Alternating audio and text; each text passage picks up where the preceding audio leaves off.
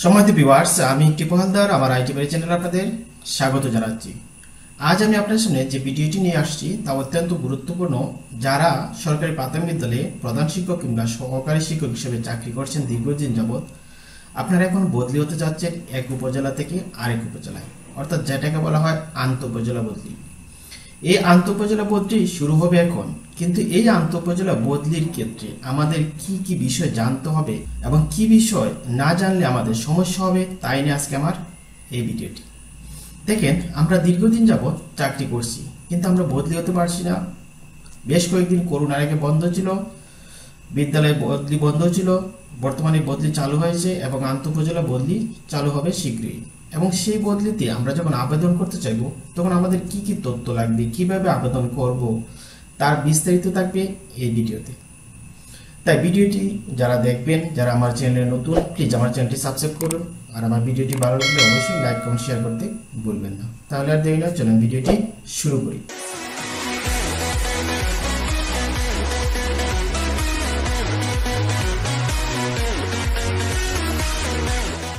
দেখেন, আপনারা যখন বদলি হবেন, বদলি হওয়ার জন্য আপনাকে যে তথ্যগুলা সবচেয়ে বেশি আগে লাগবে সেটা হচ্ছে আপনার যখন আন্তঃ-উপজেলা বদলি হবে, সেটা আপনার স্থায়ী ঠিকানা হতে পারে, অর্থাৎ স্বামীর স্থায়ী ঠিকানা হতে পারে, অথবা আপনি কোনো কারণে যদি অন্য উপজেলায় চাকরি করেন, তাহলে আপনি যদি আপনার নিজ উপজেলায় যেতে চান তাহলে স্থায়ী ঠিকানা লাগবে। আবার আপনি যদি স্বামীর কর্মস্থলে কিংবা আপনি যদি স্ত্রীর কর্মস্থলে যেতে চান, তাহলে স্বামীর কর্মস্থলে যেতে গেলে স্বামী যেখানে চাকরি করে তার একটা প্রত্যয়নপত্র লাগবে।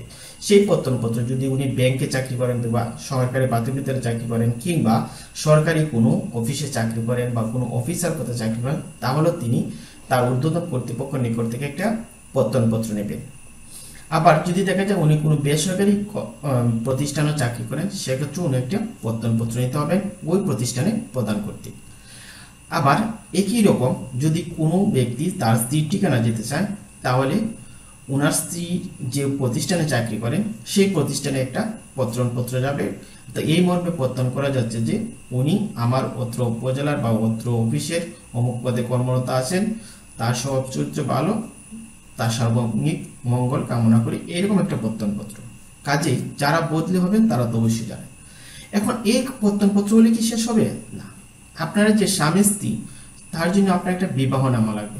সেটা বিবাহনামাটা কিরকম, যদি আপনারা কোর্ট ম্যারেজ করে থাকেন কিংবা কাজী অফিসে আপনাদের বিবাহ নিবন্ধন থাকে, তাহলে যে বিবাহের যে নিবন্ধনপত্র অর্থাৎ বিয়ের রেজিস্ট্রেশন, সেই নিবন্ধনপত্রের একটা ফটোকপি লাগবে। এবং আপনি যদি হিন্দু হয়ে থাকেন, সেক্ষেত্রেও আপনার কোর্ট ম্যারেজের কাগজ, অথবা আপনারা যদি কোনো ব্রাহ্মণ বা রোটারি পাবলিকের মাধ্যমে করে থাকেন, তার একটি বিয়ের নিবন্ধনপত্র লাগবে। আবার যদি দেখা যায় আপনি তালাকপ্রাপ্ত হয়ে গেছেন কিংবা আপনার স্বামী মারা গেছে, সেক্ষেত্রে আপনার মৃত্যু সনদ লাগবে আপনার স্বামীর, এবং তালাকপ্রাপ্ত হলেও আপনার ডিভোর্সের কাগজটা লাগবে, সেটা সরকার কর্তৃক অনুমোদিত যে কাগজটা। আবার এমনও দেখা যায় যখন বদলি হতে চায়, তার মোবাইল নাম্বারটা হারিয়ে গেছে, মোবাইল নাম্বারটা মনে নেই, এখন বদলির জন্য কাজ করতেছেন, এখন চলে আসছেন, উনি লগ ইন করতে পারছেন না। কাজেই তার আগেই আপনাকে মোবাইল নাম্বার পরিবর্তন করা হলে আগেই পরিবর্তন করে নিতে হবে, এবং পাসওয়ার্ড পরিবর্তন করা হলে আগেই পরিবর্তন করে নিতে হবে, তারপর আপনারা লগ ইন করবেন। এখন প্রশ্ন আসলো, আমি লগ ইন করলাম, আমি বিয়ের কাগজপত্র তৈরি করলাম, তাহলে কি আমাকে শেষ? না। আপনি যখন বদলির আবেদন করবেন, তখন আপনি যদি স্বামীর ঠিকানা যেতে চান, তাহলে স্বামীর বাড়ি যেখানে, সেখানে আপনার স্বামীর নাগরিক সনদ এবং আপনার নাগরিক সনদ, আপনার এনআইডি এবং আপনার স্বামীর এনআইডি এবং আপনাদের বিবাহনামা, এবং স্বামী যে বসত ভিটায় বাস করেন অর্থাৎ তিনি যে স্থায়ী ঠিকানা থাকেন, সেই স্থায়ী ঠিকানার জমিনের দলিলপত্র কিংবা পর্চা কিংবা সরকারকে তিনি যে খাজনা পরিশোধ করেন সেই খাজনার রসিদ সহ আপনার সমস্ত কাগজ আপনার পিডিএফ ফাইল করে একই ফাইলে, অথবা যদি বিভিন্ন বিভিন্ন নামে থাকে তাহলে সেই নামে আপনার সমস্ত ফাইলগুলা সাবমিট করতে হবে। অবশ্যই যখন পিডিএফ ফাইলটা তৈরি করবেন, তার রেজুলেশন যেন অনেক ভালো থাকে এবং সেটা যেন আপনার ঊর্ধ্বতন কর্তৃপক্ষ সেই ফাইলটা যখন ওপেন করবে তখন যেন উনি ভালো করে এটা দেখতে পারেন। এবং কোথায় যদি মনে হয় আপনার কোনো ফাইল স্ক্যান করার সময় তার রেজলিউশন ভালো না, আপনারা অবশ্যই এটা সতর্ক থাকবেন। অবশ্যই হাই রেজলিউশন করে আপনার সমস্ত ডকুমেন্ট সব প্রোটেক্ট দেবেন, সব ডকুমেন্ট প্রোটেক্ট করে একসাথে পিডিএফ করে সাবমিট করবেন। তখন কি হবে, এই একই রেজলিউশন একই ফাইলে থাকলে সেগুলো পড়তে সুবিধা হবে এবং রেজলিউশন যত ভালো হবে তখন কর্তৃপক্ষ নজরেও সেই চিঠিটা বা সেই কাগজটা পড়তে অনেক সুবিধা হবে। তারপরে আবেদন যখন করবেন, এখন স্বামী বা স্ত্রী যেখানেই যান, যেমন সমস্ত ডকুমেন্ট সহ যখন আবেদন করবেন, আবেদন করার পরবর্তী পর্যায়ে যখন আপনার কাগজটি আবেদন আকারে হয়ে গেল, তখন সেটা কিন্তু সহকারী যদি আবেদন করেন তাহলে তার আবেদনটা চলে যাবে সরাসরি প্রধান শিক্ষকের কাছে। আবার প্রধান শিক্ষক যদি আবেদন করে থাকেন তাহলে তার আবেদনটা চলে যাবে সরাসরি সহকারী উপজেলা শিক্ষা অফিসের নিকট। আমাদের মধ্যে একটা ধারণা আছে যে আমার আবেদনটা যদি প্রধান শিক্ষকের কাছে চলে যায় তাহলে প্রধান শিক্ষকের কাছ থেকে অটোমেটিক্যালি সেই কাগজটা মানে সেই আবেদনটা সহকারী উপজেলা শিক্ষা অফিসের মধ্যে অটো জেনারেশন হয়ে এটা চলে যাবে। আপনারা কখনোই এই কাজটি করবেন না। আপনারা যখনই কোনো আবেদন করবেন সাথে সাথে আপনার কর্তৃপক্ষের সাথে যোগাযোগ করে আপনার সেই আবেদনটা অবশ্যই ফরওয়ার্ডিং করবেন এবং আপনার কর্তৃপক্ষ যখন সেটা ফরওয়ার্ডিং করবে সেটা দুটো বা উপায়ে করা যায়। একটা হচ্ছে ত্রুটিপূর্ণ বা আমরা যেটা বলি যে আবেদনে কোথায় ভুল ভ্রান্তি থাকলে সেটা একটা মন্তব্য কলাম আছে, আপনার কর্তৃপক্ষ করতে পারে। একটা হচ্ছে অনুমোদনযোগ্য। এই ত্রুটিপূর্ণ যদি কারো আবেদনে লেখা থাকে তাহলে সেই আবেদনগুলোই পরবর্তী পর্যায়ে অনুমোদন হওয়ার জন্য অনেকটাই সম্ভাবনা কমে যায়। কাজেই এই অনুমোদনপূর্ণ যোগ্য পাওয়ার জন্য যাতে আবেদনটা সঠিক থাকে সেই জন্য আপনার আবেদনটা নির্ভুলভাবে করার জন্য সর্বদা চেষ্টা করবেন।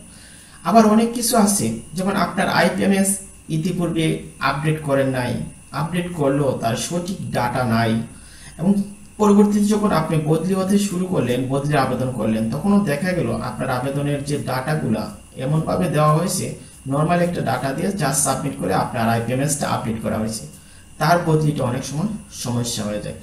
কাজেই আপনারা যদি যথাযথ তথ্য দিয়ে সমস্ত ডকুমেন্ট দিয়ে সঠিকভাবে আবেদন করতে পারেন তাহলে আপনার বদলিটা অনেকাংশে নিশ্চিত থাকে।